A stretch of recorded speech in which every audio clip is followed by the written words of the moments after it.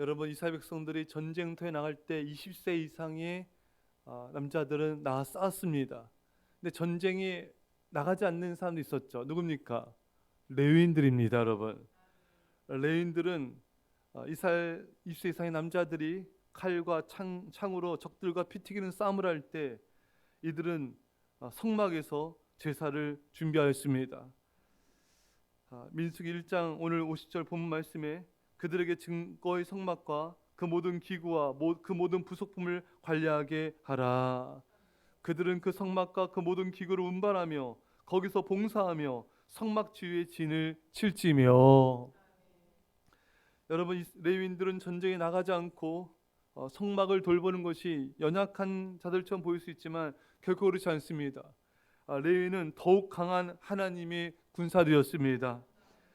모세가 시내산에서 이제 기도하고 또 하나님의 또 십계명을 받아서 법도를 받아 내왔을 때 아론과 이스라엘 백성들이 하나님과 모세를 배반하였습니다. 금송아지를 만들고 그 앞에 절하며 춤추었죠. 이때 레인들이 모세 편에 서서 3,000명을 죽입니다. 출애굽기 32장 26절에 모세가 진문에 서서 이르되 누구든지 여호와의 편에 있는 자는 내게로 나오라 하매 레위 자손이 다 모여 그에게로 가는지라. 레위인들은 백성들 쪽에 있다가 이 모세의 말을 듣고 이제 모세 편으로 하나님께로 나갑니다. 그것을 하나님은 다 내게로 오라, 여호와의 편에 있는 자는 내게로 오라.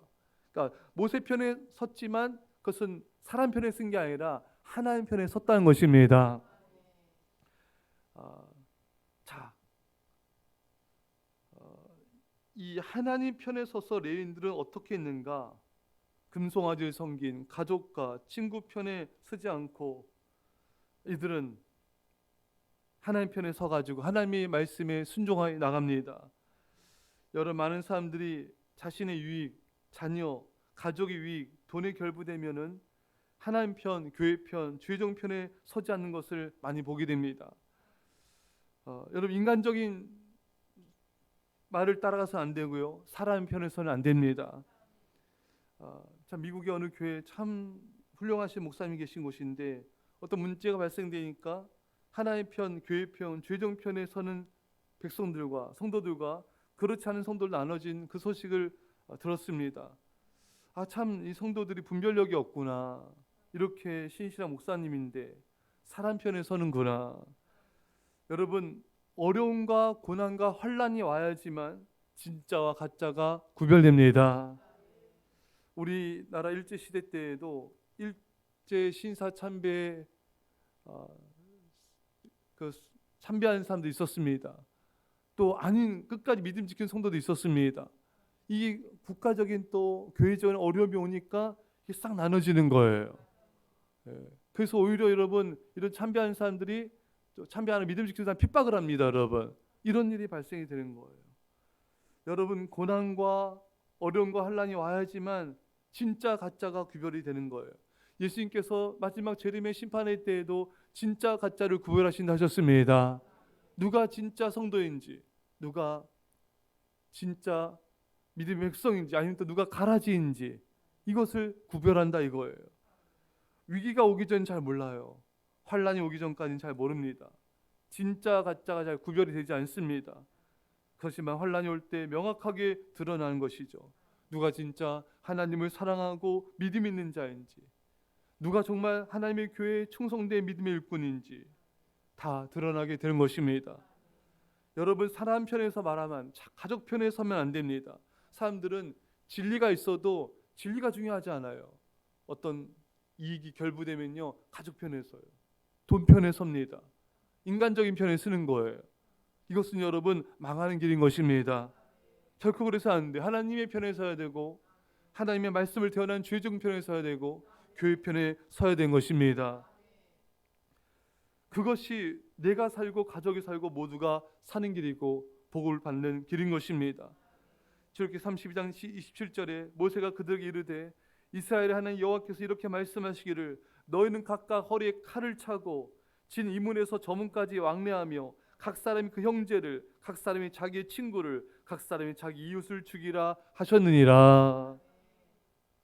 그래서 레위 자손이 모세의 말대로 행하며 이날의 백성 중에 3,000명가량이 죽임을 당하니라.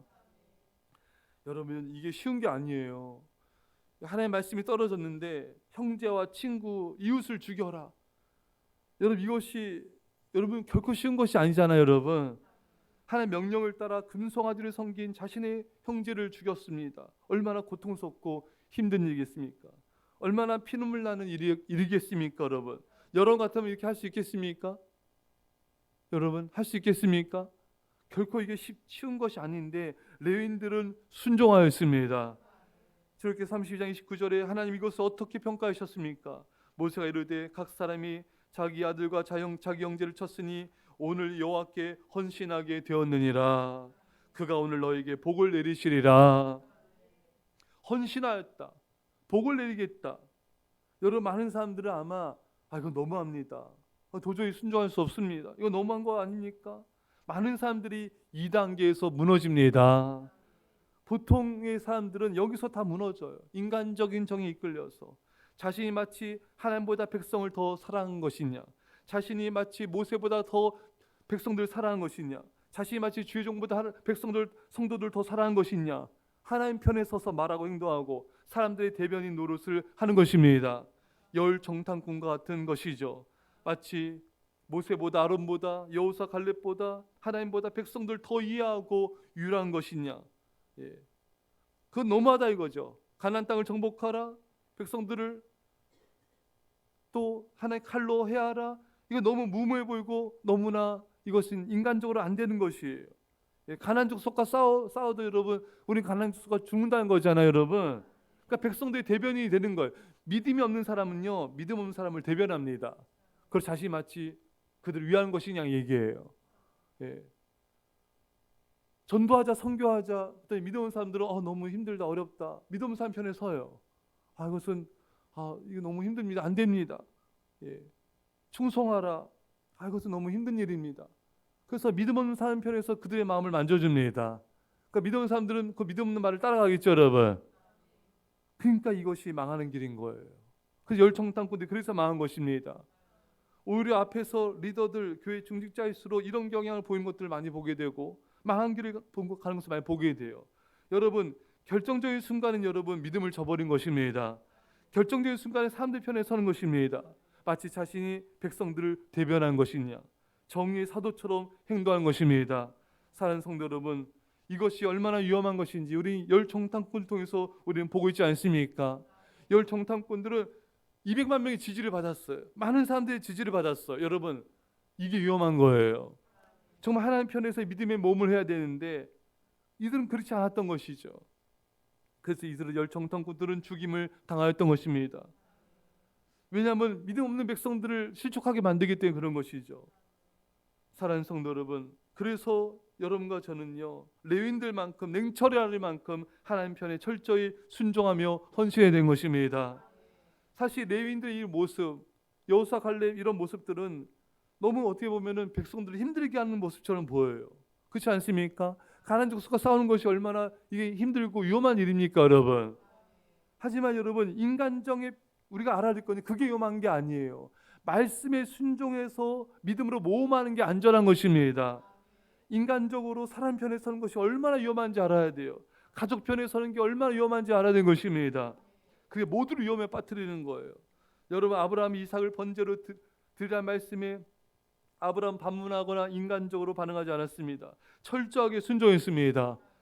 여러분, 이것은 사실 인간적으로는 여러분 어떻게 자녀를 칼로 죽이고 번제에 불태워서 죽일 수가 있단 말입니까, 여러분? 이건 동네 사람들, 모든 사람들이 지탄을 받게 되는 행동인 것입니다. 어떻게 사람이 저렇게 잔인할 수가 있어? 어떻게 사람이 저렇게 냉철할 수가 있어? 어떻게 사람이 저렇게 정도 없을 수가 있어? 하나님 뜻이면 다야? 말씀에 순종하면 다야? 이게 말이 돼?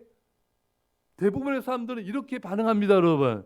대부분의 사람들은요, 믿음 없는 사람들은 정말 믿음 있는 사람들 이해할 수가 없는 거예요. 고만고만한 믿음을 가진 사람은요, 정말 믿음을 헌신하는 사람을 비판합니다. 이해 못합니다, 여러분. 인간적으로 쓰게 되는 거예요. 그건 위험한 행동인 것입니다.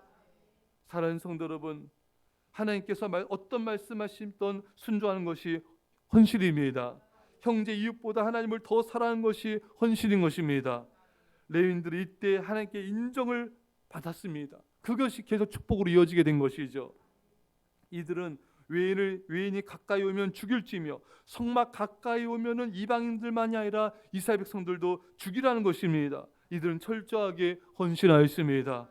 왜? 사람들보다 하나님의 성전을 지키는 게 중요한 것이고 하나님의 뜻을 따르는 게 더 중요한 것입니다. 이렇게 해야 이스라엘 백성 전체가 사는 것입니다. 여러분들이 하나님의 말씀에 순종하여 가족보다 하나님을 더 온전히 사랑하시겠습니까? 가족에게 냉정하리만큼 대할지라도 하나님 뜻을 따라 여러분 헌신하겠습니까? 마태복음 4장 22절에 예수님께서 우리에게 말씀하십니다. 나를 따르라. 그때 제자들은 어떻게 반응했습니까? 그들 곧 배와 아버지를 버려두고 예수를 따르니라. 여러분 이때 제자들이 이렇게 배는 직장이지 않습니까? 부모님도 내려놓고 주님을 따랐다. 이 가족들이 야, 너 너무한 거 아니냐? 네가 일을 해야지. 네가 네 가족들을 책임져야지. 네가 주님 따른다고 이렇게 가족들을 내팽개칠 수가 있어? 이런 비난을 그들이 받지 않았겠습니까, 여러분? 하지만 그럴지라도 주님의 말씀에 순종하는 게 제자인 것입니다. 가족들에게, 부모님에게 여러분 실망과 아픔을 줄 수가 있어요. 주의 말씀을 따르고 헌신하다 보면은 가족들과 주변 사람들도 비난을 받을 수 있습니다. 여러분 그럴지라도 주님을 따르시겠습니까? 그것이 예수님의 제자인 것입니다. 가족들 챙기느라 뭐 하느라 뭐 때문에 주님 못 따르는 사람은 결코 주님의 제자가 될 수 없다는 거예요. 그런 사람 따르지 말라는 것입니다. 선교지에서 전도되어서 충성하는 현지인 자매, 부모가 그것을 알고 이 자매를 집에 내쫓아냈어요. 우리 선교사님이 있는 현지에서 일어난 일입니다. 쫓아냈어요. 다툼과 갈등과 이 아픔과 고난을 겪었어요. 여러분 그럴지라도 주님을 따르는 그 모습이 주님의 제자가 될 수 있는 모습인 것입니다. 가족 눈치 보느라 자녀 때문에 무엇 때문에 직장 때문에 주님을 온전히 따르지 못한다. 이 사람은 결코 주님의 제자가 될 수 없다고 예수님께서 말씀하신 것입니다. 사랑하는 여러분, 우리는 모든 것을 걸고 주님을 따르는 제자가 되어야 됩니다. 모든 것을 내려놓을지라도 주님을 사랑하는 헌신자가 되어야 됩니다. 그때 하나님은 그 사람에게 모든 걸 더해 주세요. 영광과 존귀로 덧입혀 주시고 축복을 더하여 주십니다. 그 사람과 그 가족들과 안전을 지켜 주십니다. 하늘의 스타가 될 것이고 하나님의 하늘의 면류관과 상을 받게 될 것입니다. 사랑하는 성도 여러분, 여러분들은 어떠합니까? 주님이 우리에게 질문하십니다. 너는 나를 따르는 제자이냐? 모든 것을 걸고 모든 것을 내려놓고 주님을 따르는 제자이십니까? 아니면 교인이십니까?